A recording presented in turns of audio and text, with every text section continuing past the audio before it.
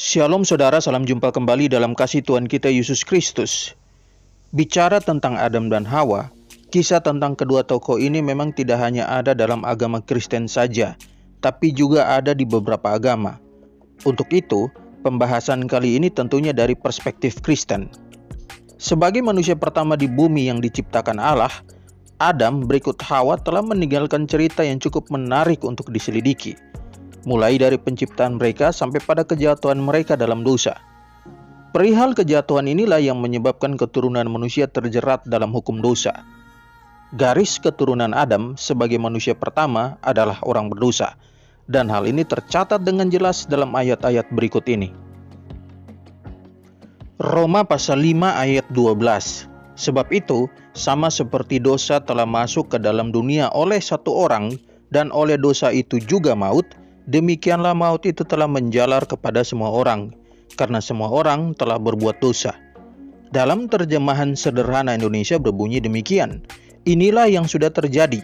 Waktu manusia pertama, Adam, jatuh ke dalam dosa, kuasa dosa itu pun masuk kepada semua manusia seperti penyakit keturunan yang menular. Bersama kuasa dosa itu, datang juga kematian. Oleh sebab itulah semua orang pasti mati, karena semua orang berdosa. Roma pasal 5 ayat 15. Tetapi karunia Allah tidaklah sama dengan pelanggaran Adam. Sebab, jika karena pelanggaran satu orang, semua orang telah jatuh di dalam kuasa maut, jauh lebih besar lagi kasih karunia Allah dan karunia-Nya yang dilimpahkannya atas semua orang karena satu orang, yaitu Yesus Kristus. Pertama Korintus 15 ayat 22.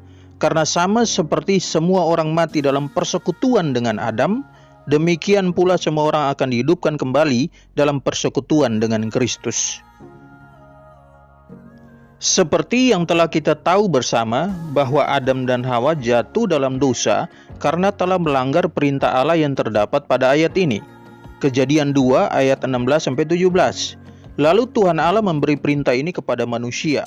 Semua pohon dalam taman ini boleh kau makan buahnya dengan bebas.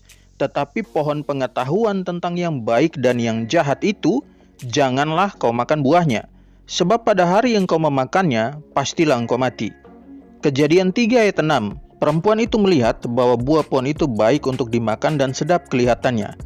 Lagi pula pohon itu menarik hati karena memberi pengertian.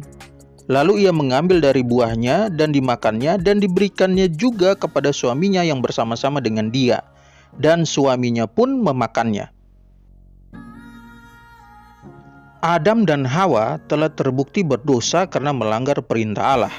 Dan perbuatan dosa ini terjadi saat mereka masih berada di Taman Eden.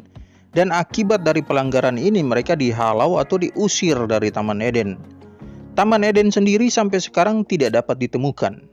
Nah, karena tidak dapat ditemukan, maka berbagai pandangan mulai muncul di kalangan orang Kristen, dan mereka meyakini hal tersebut sebagai kebenaran. Ada yang mengatakan bahwa Taman Eden itu ada di bumi, tapi taman ini tidak dapat ditemukan karena Allah sendiri yang menyembunyikan agar tidak dapat ditemui oleh manusia. Yang lain berpendapat bahwa Taman Eden memang ada di bumi, tapi taman ini tidak dapat ditemukan karena memang telah musnah karena peristiwa air bah. Pandangan yang berikut menganggap bahwa Taman Eden tidak dapat ditemukan karena taman tersebut ada di surga. Pandangan selanjutnya adalah bahwa Taman Eden tidak dapat ditemukan sekarang karena memang dulunya ada di bumi, tapi akhirnya taman ini diangkat oleh Allah ke surga setelah manusia jatuh dalam dosa. Nah, pertanyaannya sekarang adalah, sebenarnya Adam dan Hawa itu ada di Taman Eden yang mana? Taman Eden yang ada di bumi tapi disembunyikan oleh Allah? Yang ada di bumi tapi sudah musnah karena air bah, yang ada di surga, atau yang dulunya ada di bumi tapi akhirnya diangkat oleh Allah ke surga karena kejatuhan mereka? Simak penjelasan dalam video ini sampai selesai supaya saudara dapat memahaminya.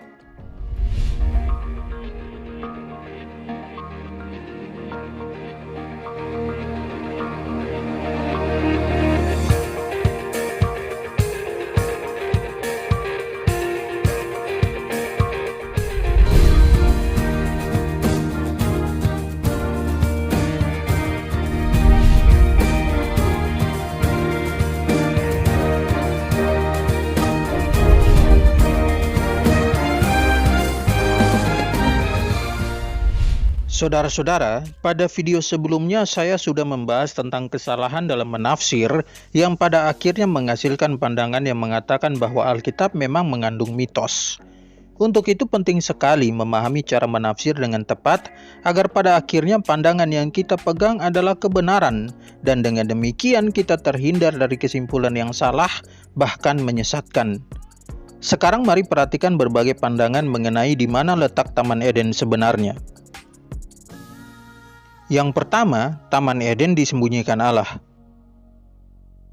Mereka yang memegang pandangan yang pertama ini memiliki alasan mengapa Taman Eden tidak bisa ditemukan sekarang.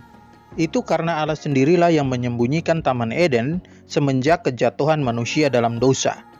Allah menyembunyikan taman tersebut agar tidak tersentuh oleh tangan manusia, atau dengan kata lain, taman tersebut tidak dapat ditemukan.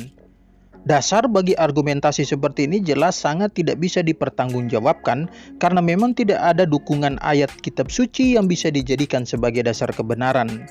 Bahkan lebih cenderung menjadi seperti cerita fiktif Wakanda, sebuah negara yang tidak bisa terdeteksi keberadaannya oleh negara lain karena memang disembunyikan oleh pihak Wakanda dengan teknologi super canggih yang mereka miliki.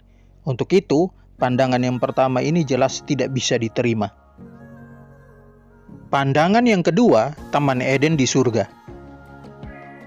Dasar dari pandangan bahwa Taman Eden itu memang ada di surga ialah karena setelah manusia selesai diciptakan di bumi, Tuhan menempatkan manusia di Taman Eden, yakni surga.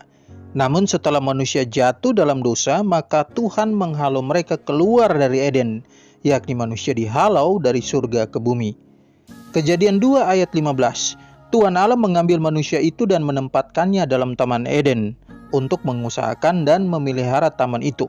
Kejadian 3 ayat 24, Ia menghalau manusia itu dan di sebelah timur Taman Eden ditempatkannya lah beberapa kerub dengan pedang yang bernyala-nyala dan menyambar-nyambar untuk menjaga jalan ke pohon kehidupan.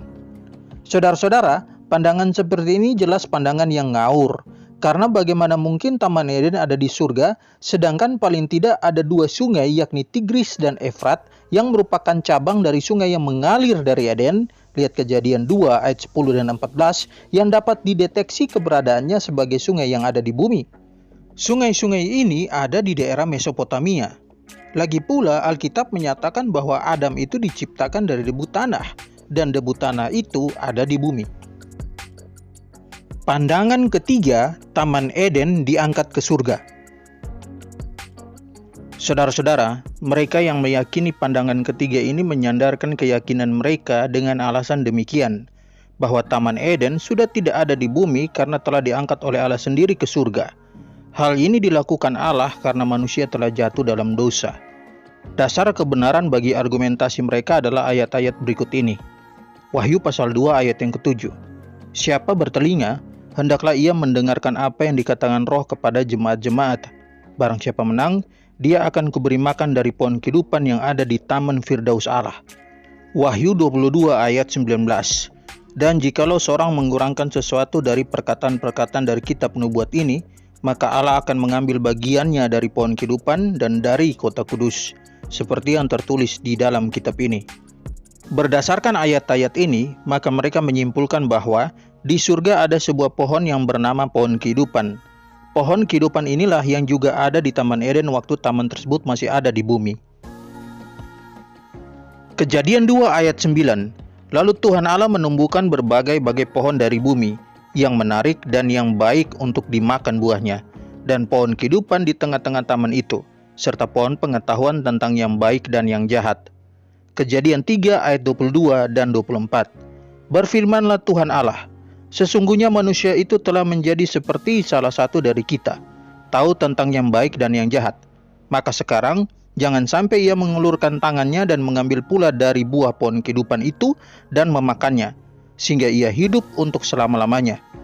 Ia menghalau manusia itu, dan di sebelah timur Taman Eden ditempatkannya lah beberapa kerub dengan pedang yang bernyala-nyala dan menyambar-nyambar untuk menjaga jalan ke pohon kehidupan. Jadi, jika pohon kehidupan dulu ada di Taman Eden saat berada di bumi, maka pohon kehidupan sekarang yang ada di surga sesuai Wahyu 2 ayat 7 dan Wahyu 22 ayat 19 membuktikan bahwa Taman Eden pun pasti telah dipindahkan oleh Allah dari bumi ke surga. Saudara-saudara, perlu saudara ketahui bahwa kitab Wahyu berjenis sastra apokaliptis. Itulah sebabnya kitab Wahyu pasti dipenuhi dengan berbagai simbol, dan simbol-simbol tersebut tidak boleh ditafsirkan secara harfiah. Maka ini artinya, pohon kehidupan yang tercatat dalam kitab Wahyu itu jelas tidak berarti bahwa pohon itu ada secara harfiah di surga, karena ini hanya simbol yang dipakai untuk menggambarkan kehidupan kekal. Lagi pula saudara, jika memang benar Allah telah mengangkat Taman Eden dari bumi ke surga setelah kejatuhan manusia, lantas mengapa menurut ayat berikut ini taman tersebut masih ada setelah manusia jatuh dalam dosa? Kejadian 3 ayat 24. Ia menghalau manusia itu, dan di sebelah timur Taman Eden ditempatkannya beberapa kerup dengan pedang yang bernyala-nyala dan menyambar-nyambar untuk menjaga jalan ke pohon kehidupan. Saudara perhatikan, setelah manusia jatuh ke dalam dosa, menurut ayat ini mereka dihalau oleh Tuhan, lalu Tuhan menempatkan kerup untuk menjaga jalan ke pohon kehidupan. Jadi tidak pernah ada keterangan lanjutan bahwa Allah akhirnya mengangkat Taman Eden dari bumi dalam ayat-ayat kitab suci kita. Keberatan lain terhadap pandangan ketiga ini adalah bagaimana mungkin Taman Eden yang bersifat materi yang terbatas bisa berada di surga. Pandangan keempat, Taman Eden musnah karena air bah. Saudara-saudara, ada baiknya saudara mengetahui bahwa Eden dan Taman Eden merupakan dua tempat yang sedikit berbeda. Eden merupakan suatu daerah yang cukup luas, sedangkan Taman Eden adalah suatu tempat khusus yang dibuat Allah di daerah Eden. Hal ini terlihat dari cara penggunaan kata Eden di kitab Kejadian.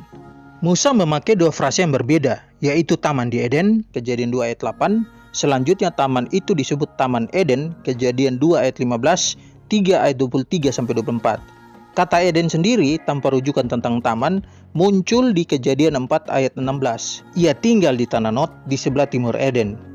Saudara-saudara, dari segi etimologisnya, arti kata berdasarkan asal-usul kata tersebut, kata Eden kemungkinan besar berasal dari bahasa Sumeria Akkadian Edinu yang artinya tanah datar, padang rumput, padang belantara, yang sering dihubungkan dengan suatu tanah datar yang terletak antara Tigris dan Efrat di Mesopotamia Selatan.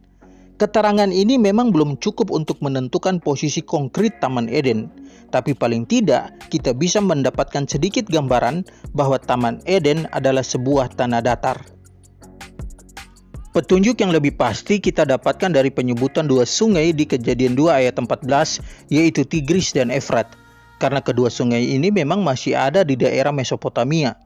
Penjelasan tentang sungai Tigris yang mengalir di sebelah timur Asyur, Kejadian 2 ayat 14, juga turut memberi kepastian bahwa dua sungai ini terletak di daerah Mesopotamia.